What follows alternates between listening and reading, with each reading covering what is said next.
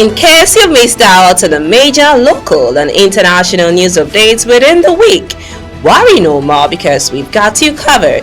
Join us on First Next News for a complete highlight of important stories from Nigeria and around the world. You can follow us on our YouTube channel at First Next News for full news reports.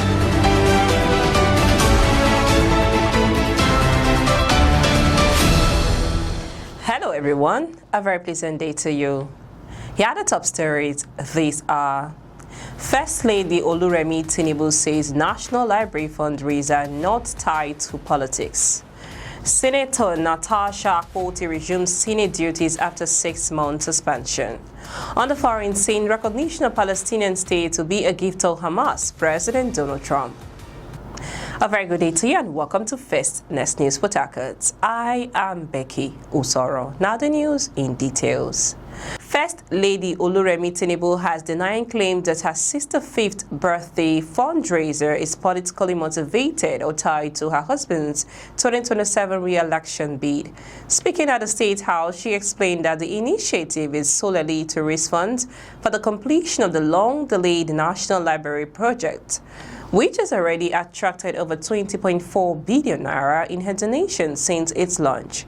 She highlighted her history of philanthropy, recalling previous fundraisers for health and education courses, and stressed that nation building requires collective responsibility rather than political undertones. Her clarification comes after criticism, including remarks from Labour Party's Peter Obi, who questioned the need for birthday-linked fundraising for such a project. Mrs. Tinubu maintained that her appeal is about drawing attention to national needs and echoing civic responsibility.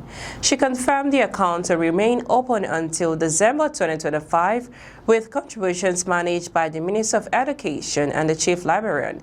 She also acknowledged support from prominent figures, including political leaders, business moguls, and civil society, reaffirming her commitment to education, women's empowerment, and youth development.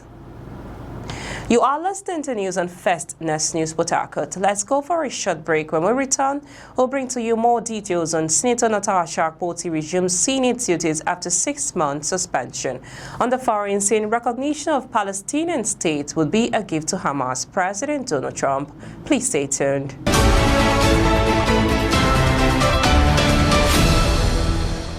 Welcome back. In case you're just joining us, you are listening to news on First Next News Port Harcourt. We now bring you the rest of the news.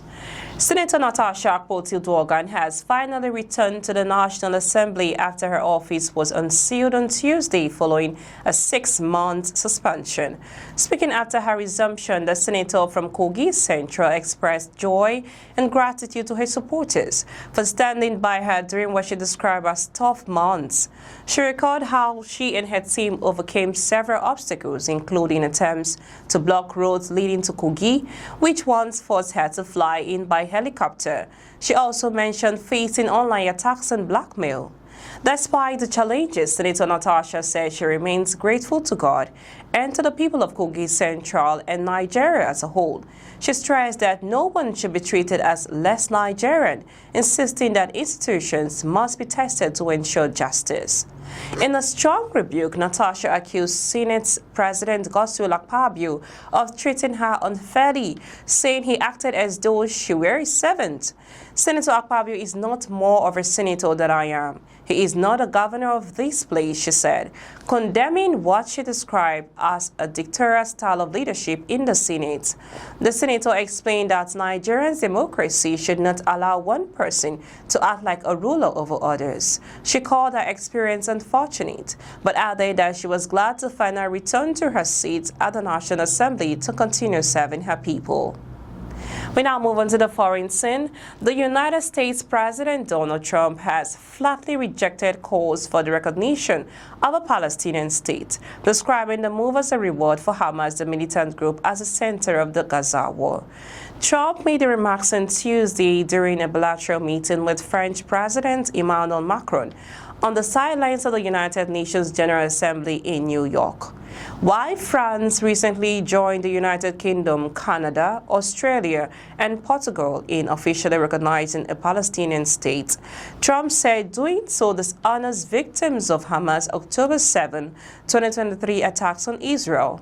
You always have to remember people forget October 7 was one of the most savage days in the history of the world, the U.S. president said.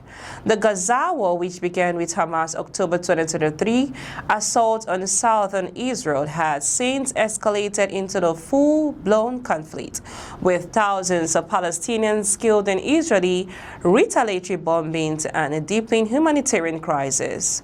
Macron, however, pushed back at Trump's position, insisting that acknowledging a Palestinian state is not the same as endorsing Hamas. Trump, who opened the meeting by praising Macron's diplomatic engagements, claimed the French president had helped him prevent global wars. Emmanuel has actually helped me in with a couple of the wars, Trump said, referring to Macron's recent suggestion that Trump could earn a Nobel Peace Prize if he succeeded in ending the Gaza conflict. That's all on the news this hour. We now bring you highlights of the top stories so far.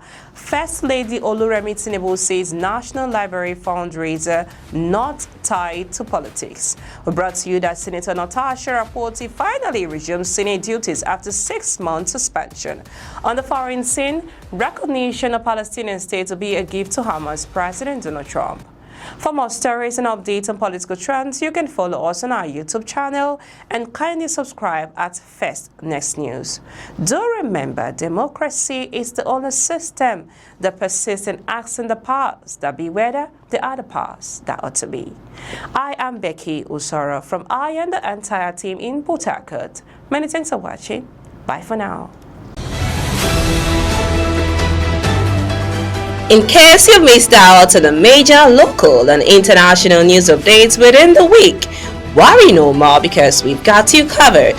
Join us on First Next News for a complete highlight of important stories from Nigeria and around the world. You can follow us on our YouTube channel at First Next News for full news reports.